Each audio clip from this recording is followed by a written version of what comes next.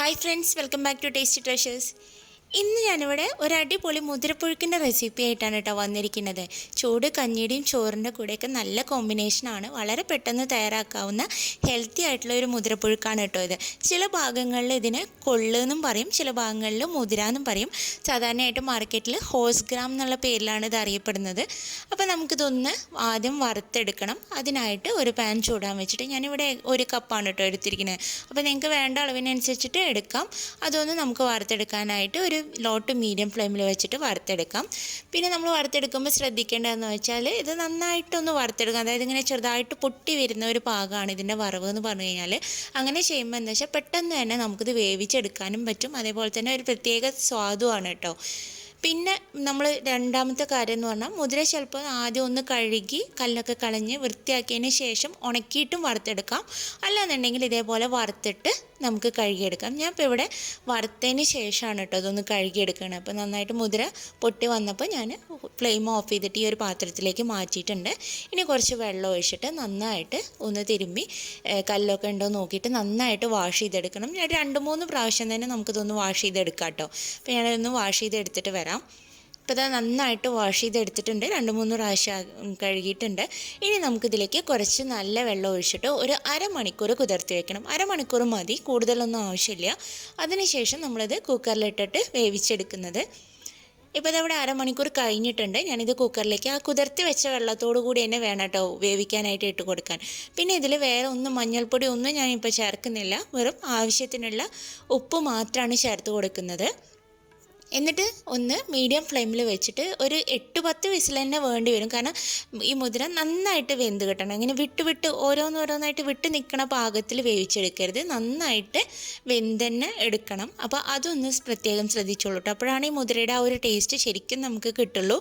വിട്ടുന്ന പാകത്തിനാവുമ്പോൾ വേറൊരു ടേസ്റ്റാണ് കിട്ടുക. ആ സമയം കൊണ്ട് നമുക്കിത് ഒരു മിക്സിയുടെ ജാറിലേക്ക് കുറച്ച് വറ്റൽമുളക്, ഞാനൊരു 7-8 എടുത്തിട്ടുണ്ട്. നിങ്ങൾ എരിവിനനുസരിച്ചിട്ട് എടുത്തോളൂ. അതൊന്ന് ചതച്ചെടുത്ത് കൊണ്ടുവരാം. അപ്പോൾ നിങ്ങളടുത്ത് ഓൾറെഡി വറ്റൽമുളക് ചതച്ചതുണ്ടെങ്കിൽ അത് എടുത്താലും മതി കേട്ടോ. ഇനി ഇതിലേക്ക് വേണ്ടത് ഒരു മീഡിയം സൈസുള്ള സവാള ഇതേപോലെ ചെറുതാക്കി നുറുക്കിയതാണ്. ഇനി അല്ല ചെറിയ ഉള്ളി ഉണ്ടെന്നുണ്ടെങ്കിൽ ഒരു 15-20 ചെറിയ ഉള്ളി എടുക്കുകയാണെങ്കിൽ അതിന് കൂടുതൽ ടേസ്റ്റാണ്. അപ്പോൾ എൻ്റെ അടുത്ത് ഇല്ലാത്തതുകൊണ്ടാണ് ഞാനിപ്പോൾ സവാള എടുത്ത് അതുകൂടി ചേർത്ത് നമുക്കിത് അതേപോലെ ഒന്ന് ചതച്ചെടുക്കാം. അപ്പോൾ അരഞ്ഞു പോകരുത്, ചെറുതായിട്ടൊന്ന് ചതച്ചെടുക്കാൻ മാത്രമേ പാടുള്ളൂ കേട്ടോ. അതൊന്ന് ശ്രദ്ധിക്കണം.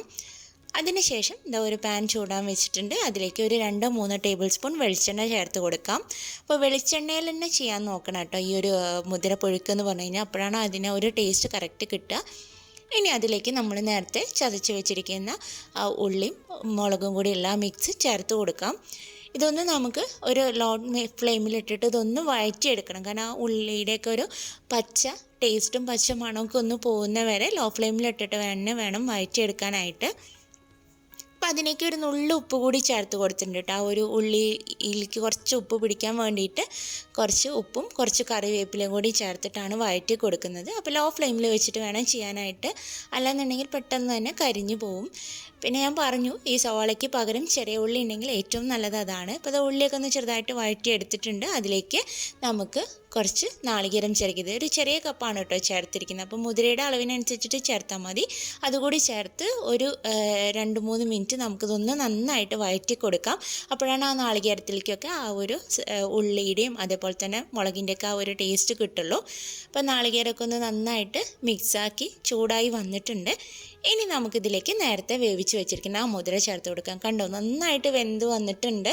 വിട്ടൊന്നും അല്ല നിൽക്കുന്നത്. ഈ ഒരു പാകത്തിലാണ് വേണ്ടത്. അപ്പോൾ ഞാൻ ആ വേവിച്ച വെള്ളത്തോട് കൂടി തന്നെയാണ് കേട്ടോ ഒഴിച്ചു കൊടുത്തിരിക്കുന്നത്. ഇനി നമുക്കിതൊന്ന് നന്നായി ഇളക്കി യോജിപ്പിച്ച ശേഷം ഒരു 5-6 മിനിറ്റ് നന്നായിട്ട് ഒന്ന് ചൂടാക്കി ആ വെള്ളമൊക്കെ ഒന്ന് വറ്റിച്ചെടുക്കണം. ഇപ്പോൾ ഈ ഒരു സമയത്ത് നമുക്ക് ഉപ്പ് കുറവാണ് തോന്നുകയാണെങ്കിൽ അതുകൂടി ചേർത്തിട്ട് ചെയ്തെടുക്കാം കേട്ടോ. അപ്പോൾ ഇതൊന്ന് നന്നായിട്ട് ചൂടായി വെള്ളമൊക്കെ ഒന്ന് വറ്റി വരട്ടെ. നന്നായിട്ട് തിളയ്ക്കുന്നുണ്ട്. പിന്നെ ഒരുപാട് ഡ്രൈ ആക്കാനും പാടില്ല, എന്നാൽ വെള്ളമയം നന്നായിട്ട് പോവും വേണം. ആ ഒരു പാകത്തിൽ ഇങ്ങനെ ഒരു കുഴഞ്ഞ പാകത്തിലാണ് ഇത് വേണ്ടത്. അപ്പോൾ അതുകൊണ്ട് തന്നെ നമുക്കൊന്ന് മീഡിയം ഫ്ലെയിമിൽ വെച്ചിട്ട് വറ്റിച്ചെടുക്കാം. കണ്ടോ, വെള്ളമൊക്കെ വറ്റി എന്നാൽ അത്യാവശ്യം ഇങ്ങനെ ഒന്ന് കുഴഞ്ഞ പോലെ ഉണ്ട്. കാരണം ഇങ്ങനെ ആകുമ്പോൾ എന്താണെന്ന് വെച്ച് കഴിഞ്ഞാൽ ഒരു 5 മിനിറ്റ് ഇരിക്കുമ്പോഴേക്കും ആ കറക്റ്റ് നമ്മൾ ആ ഒരു പുഴുക്കിൻ്റെ പോലെ തന്നെ ആയി കിട്ടും. അപ്പോൾ ഇനി നമ്മളിത് ചൂടാക്കേണ്ട ആവശ്യമില്ല. ഈ ഒരു സമയത്ത് ഇതിലേക്ക് കുറച്ച് പച്ച വെളിച്ചെണ്ണ പറഞ്ഞാൽ ചൂടാക്കാത്ത സാധാരണ വെളിച്ചെണ്ണയാണ്. അത് ഏകദേശം 1 ടീസ്പൂണോളാണ് കേട്ടോ ഒഴിച്ച് കൊടുത്തിരിക്കുന്നത്. അത് ഒഴിച്ച് കൊടുത്ത ശേഷം നന്നായിട്ടൊന്ന് ഇളക്കി യോജിപ്പിച്ചിട്ട് നമുക്ക് ഫ്ലെയിം ഓഫ് ചെയ്യാം. പിന്നീട് ഇത് ചൂടാക്കേണ്ട ആവശ്യമില്ല. ഒരു 5 മിനിറ്റ് ഇത് നന്നായിട്ടൊന്ന് അടച്ച് വെക്കണം കേട്ടോ. അപ്പോഴാണ് ആ ഒരു മണവും അതേപോലെ തന്നെ ആ ഒരു ടേസ്റ്റൊക്കെ കറക്റ്റ് ഇതിന് കിട്ടുക. ചൂട് കഞ്ഞിയുടെ കൂടെയും അതേപോലെ തന്നെ ചോറിൻ്റെ കൂടെയൊക്കെ നല്ലൊരു കോമ്പിനേഷനാണ്. ഹെൽത്തിയുമാണ്. വളരെ പെട്ടെന്ന് ഉണ്ടാക്കിയെടുക്കാവുന്നതേ ഉള്ളൂ. കുട്ടികൾക്കും വലിയവർക്കൊക്കെ ഒരുപോലെ കഴിക്കാൻ പറ്റുന്ന ഒരു മുതിരപ്പുഴുക്കാണത്, അഥവാ കൊള്ളു പുഴുക്ക് എന്ന് പറയും. അപ്പോൾ എല്ലാവരും ഒന്ന് ട്രൈ ചെയ്ത് നോക്കൂ. ചെയ്ത് നോക്കിയിട്ട് നിങ്ങളുടെ അഭിപ്രായങ്ങളൊക്കെ ഒന്ന് കമൻറ്റ് ബോക്സിലൂടെ അറിയിക്കണം. അതേപോലെ തന്നെ വീഡിയോ ഇഷ്ടമായി എന്നുണ്ടെങ്കിൽ ലൈക്ക് ചെയ്യാനും ഷെയർ ചെയ്യാനും മറക്കരുത്. ആദ്യമായിട്ടാണ് ചാനൽ കാണുന്നതെങ്കിൽ സബ്സ്ക്രൈബ് ചെയ്യാനും മറക്കരുത് കേട്ടോ. അപ്പോൾ നമുക്ക് ഇതേപോലത്തെ വീണ്ടും നല്ല ഹെൽത്തി റെസിപ്പീസായിട്ട് കാണാം. Thanks for watching.